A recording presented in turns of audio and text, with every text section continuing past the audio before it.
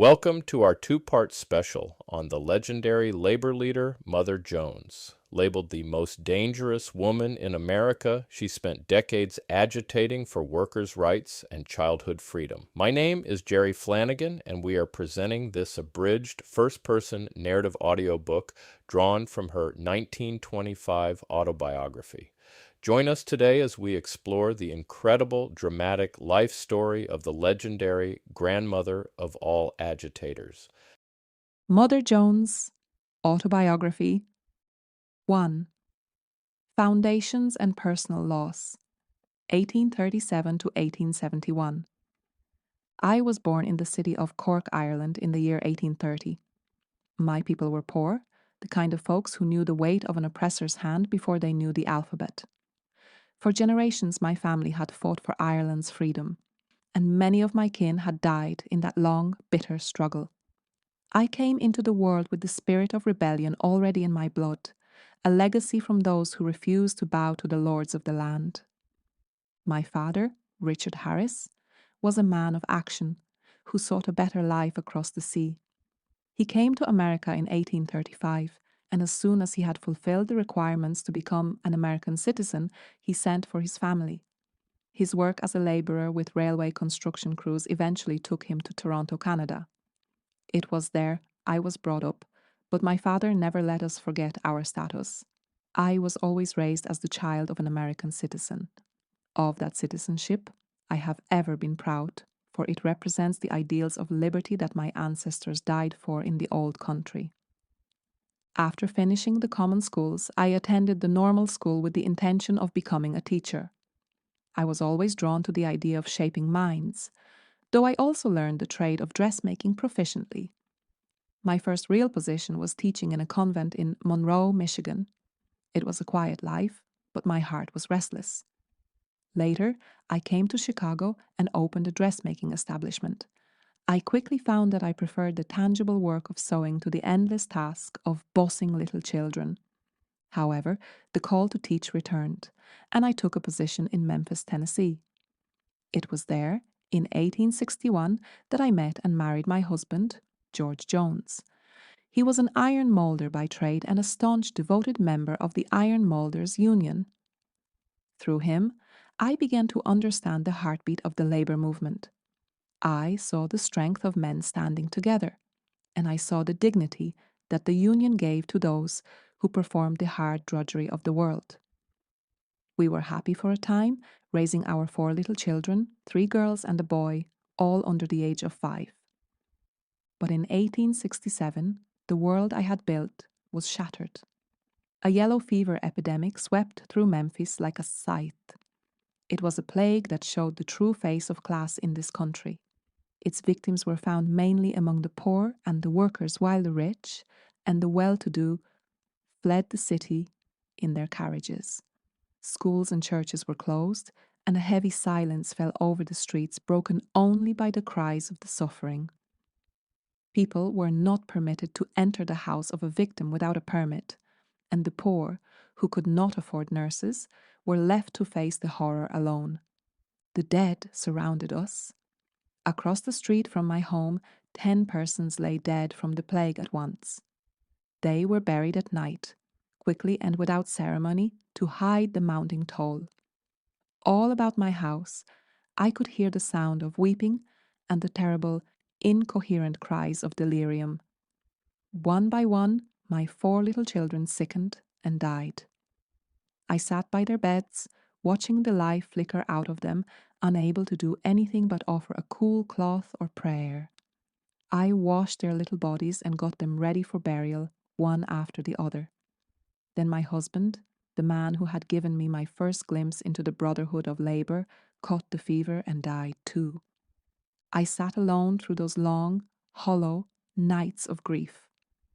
No one came to me, for every home was as stricken as mine. All day long and all through the night, the only sound I heard was the grating of the wheels of the death cart on the cobblestones. When my family was gone, the union buried my husband, and I applied for a permit to nurse the remaining sufferers. I stayed in Memphis until the plague was finally stamped out. for I had nothing left to lose and much to give to those who were still fighting for their lives. I eventually returned to Chicago and went again into the dressmaking business with a partner. We were located on Washington Street near the lake. We worked for the aristocrats of Chicago, the lords and barons who built their empires on the backs of the silent poor. This work gave me an ample and painful opportunity to observe the luxury and extravagance of their lives. Often, while I was pinning lace and silk for the women who lived in magnificent houses on Lakeshore Drive, I would look out of the plate glass windows and see a different world. I saw the shivering wretches, jobless and hungry, walking along the frozen lakefront in their rags. The contrast between their misery and the tropical comfort of the people for whom I sewed was a knife in my heart. My employers seemed neither to notice nor to care about the suffering just outside their doors. In the summers, from those same windows of the rich, I watched mothers come from the west side slums, lugging their babies and little children to the shore, hoping for a single breath of cool air from the lake. At night, when the tenements were stifling hot and the air was thick with the smell of poverty, these families slept in the parks. But the rich, having donated a few coins to a charity ice fund, had already gone to the seaside or the mountains by the time the heat became unbearable. In October 1871, another tragedy struck. The Great Chicago Fire swept through the city, burning up our establishment and everything we possessed. The fire made thousands homeless in a single night. We stayed all night and the next day on the lakefront without food, often stepping into the water just to keep cool from the heat of the burning city. Old St. Mary's Church at Wabash Avenue and Peck Court was thrown open to the refugees, and I camped there among the ruins until I could find a place to go. It was there, in the wake of the fire, that I found my true calling. Nearby, in an old, tumble-down, fire-scorched building, the Knights of Labour held their meetings. They were the great labour organisation of those days, and I began to spend my evenings listening to their splendid speakers. On Sundays, we went out into the woods to hold our gatherings. Those were the days of true sacrifice for the cause of labour. We had no fancy halls, no high-salaried officers, and no feasting with the enemies of labour. Those were the days of the martyrs and the saints. I learned that the Knights of Labour had grown out of a meeting in Louisville, Kentucky, in 1865. Men from the North and South, the Blues and the Greys, had come together after the Civil War to decide that the time had come to fight another form of slavery, industrial slavery. From the time of the Chicago Fire, I became more and more engrossed in this struggle. I decided then and there to take an active part in the efforts of the working people to better the conditions under which they lived and died. I became a member of the Knights of Labour, and my life as a dressmaker for the rich ended forever.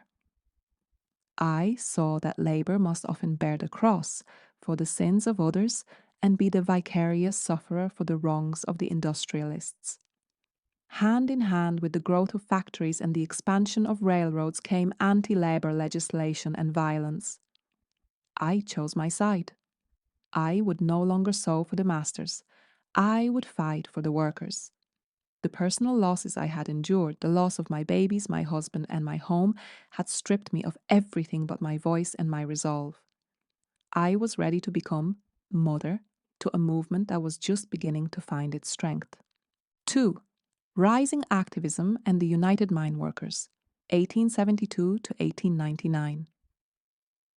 From the time of the Great Chicago Fire in 1871, I became more and more engrossed in the labour struggle.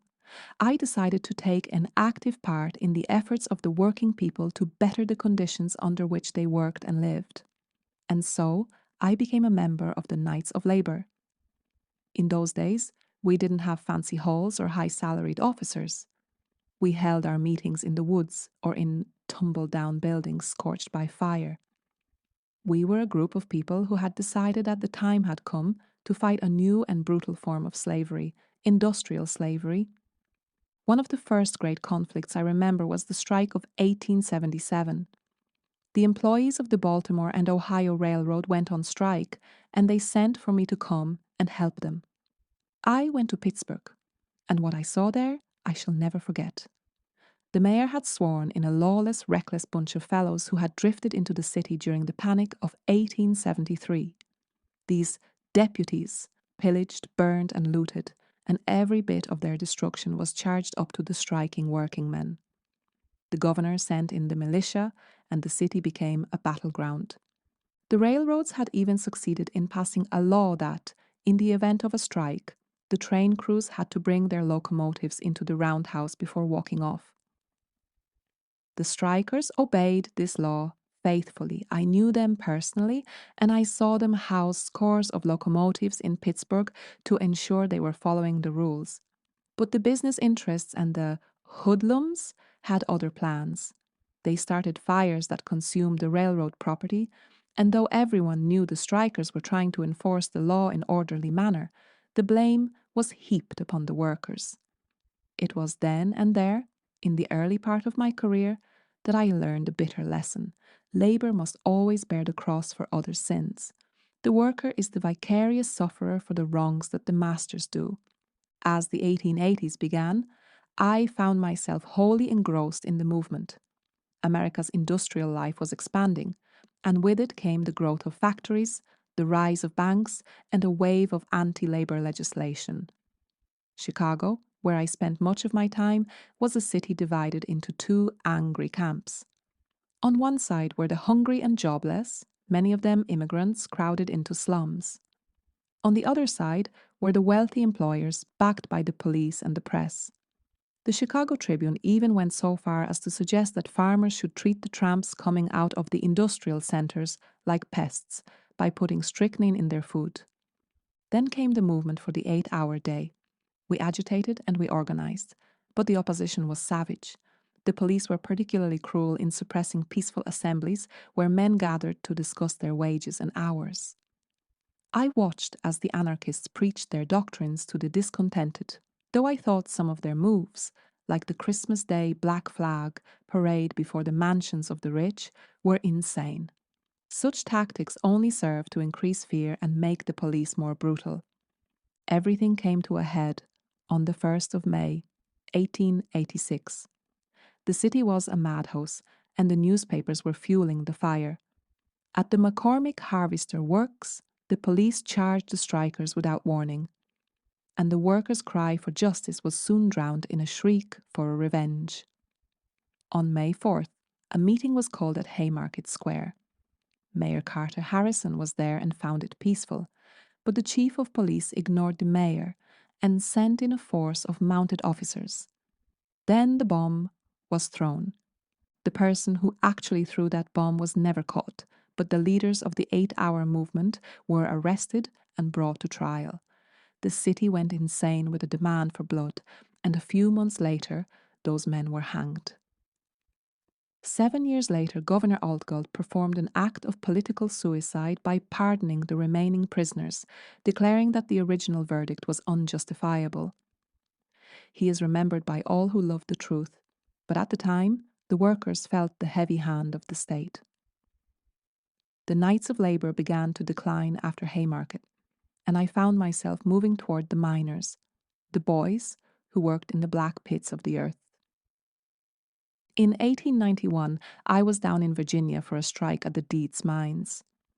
When I got off the train at Norton, a fellow walked up to me and asked if I was Mother Jones. He looked terrified and told me the superintendent had warned that if I came, I would go to the graveyard. I told him I wasn't going to the graveyard, I was going to the town to hold a meeting. We couldn't get a hall anywhere because everyone was afraid of the coal company. Finally, the coloured people offered us their church. But just as we were starting, the coloured chairman told me the company had threatened to take the ground the church stood on if they let me speak. I wouldn't let those poor souls lose their property, so I adjourned the meeting to the Four Corners, where the public roads met. I stayed in a miner's shack that night, and the poor woman there was so happy to have me that she put on a white apron over her cotton wrapper to dress for company.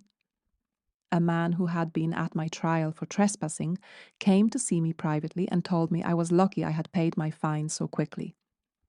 The company had planned to lock us up and burn us in the coke ovens at night, and then claim they didn't know where we'd gone. I don't know if they really would have done it, but I do know there are no limits to what the powers of privilege will do to keep the workers in slavery. By 1893, I was working with J.A. Wayland and a few others who wanted to educate the workers. We decided they needed a paper that would state their point of view, and so we urged Wayland to start one. We called it the Appeal to Reason. I used to travel through the mining districts soliciting subscriptions for the appeal. Sometimes the mine managers let me in, thinking I was some kind of missionary. In a way, I suppose I was. A missionary for the gospel of unionism and the rights of man. The year 1897 was a turning point for me. It was the first time I saw the name Mother Jones in print. I was 60 years old, and I had assumed this persona, wearing my outdated black dresses and calling the miners my boys, to give me a moral authority that the gunmen and the bosses couldn't easily strike down. The greatest test of that era came in 1899 at Arnot, Pennsylvania. The coal fields there were unorganized, and the conditions were wretched. Immigrants were brought in to keep wages down, and men were working 12 to 14 hours a day in the pits. Children died by the hundreds from poverty, and mothers often looked on their deaths with a relief they could barely hide, knowing their little ones would never have to face the breakers or the mills. A strike had been going on for months, and the men were losing heart. The company had sent the doctors, the teachers, and even the preachers' wives to the homes to talk the men into returning to work. Tom Haggerty, the organizer, called me in desperation. "Oh, mother, come over quick, or we will lose the strike." I arrived at Roaring Branch in a biting cold and was met by a young boy, William Bouncer, who drove me 16 miles over rough mountain roads in a buggy. When we reached Arnot, I was placed in the company-owned hotel, the only one in town. That Sunday afternoon, I held a meeting and told the men they had to pledge to stick to the union until they won. The men shuffled their feet, but it was the women who stood up first, babies in their arms, and pledged that no one would go to work the next morning. That night, the hotel manager put me out in the cold after the housekeeper brought me a secret cup of tea. Little Bouncer took me to a miner's shack, where the wind nearly blew the bonnet off my head. The miner there was bent and missing fingers from mine accidents, but he insisted I sleep in the only bed with his wife. At 8 o'clock the next morning, his wife came in crying. The sheriff was there to put them out because they had sheltered me. Watching that family's meagre furniture and holy pictures being loaded into a wagon through the streets turned the tide. It made the men so angry they decided not to go back to the mines. When the company tried to bring in scabs, I told the men to stay home and mind the children for a change. "Let the women attend to the scabs," I said. I organized an army of housekeepers. I selected a picturesque Irish woman with wild red hair to lead them. Her husband had told her to hurry, so she had just slipped a red petticoat over her nightgown and grabbed a tin dishpan. I told her, "Take that dishpan and your hammer, and when the scabs and the mules come up, begin to hammer and howl." Up the mountain they went, yelling and hollering. When the mules saw those women hammering on pans and howling like cats, they bucked their scab drivers and ran for the barn. The sheriff tried to stop our leader, telling her to remember the mules, but she just hit him with her tin pan and told him to go to hell. For months, those heroic women kept watch over the mines night and day, with mops in one hand and babies in the other. I drove an old Union mule that had gone on strike itself through the countryside to win the farmers to our side. We were living on dry bread and black coffee, but our spirit was unbroken. The company tried everything to break us. They even tried to get the Swedish miners to break the strike, but I got the young farmers to lasso any Swede seen moving toward the mines and bring him back. Finally, in February, the company conceded to all our demands, but the women weren't done. They realized the company hadn't agreed to let us use the hall for meetings. "Then the strike is on again," they shouted. We got the hall too. Before I left for the Central Fields, we had a victory celebration in Bluesburg. Women walked for miles through a raging snowstorm with their children trailing on their skirts just to be there. A little boy called out, "Don't leave us, Mother!" And the children kissed my hands. We spent the whole night rejoicing, and the men even helped themselves to some beer from freight cars on the siding. There had been no bloodshed and no riots, just the power of an army of women with dishpans and mops. The miners offered me a gold watch a year later to commemorate the victory, but I declined it. I told them it was the price of the bread of the little children, and I wouldn't have it. But I carry the memory of Arnot with me always, a reminder that when the workers and their families stand together, even the mightiest company must yield. End of podcast number 1. This concludes the first segment of our abridged version of the Autobiography of Mother Jones. Follow us on this platform so you can easily find us for the next episode.